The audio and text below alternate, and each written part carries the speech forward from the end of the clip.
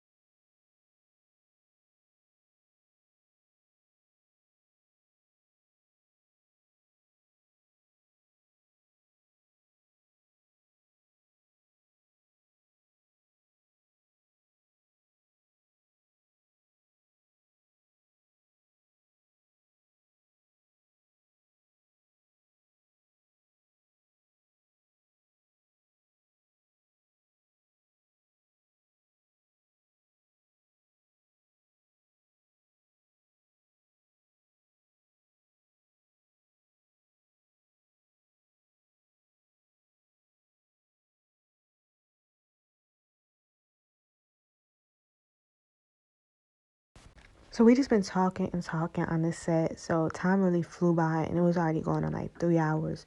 So I didn't film the filing process. In my next videos, I'll make sure that I'll do so. But yeah, this is pretty much all for the video. Leave any questions, comments, or concerns in the comments down below and I'll respond or either make a video on it.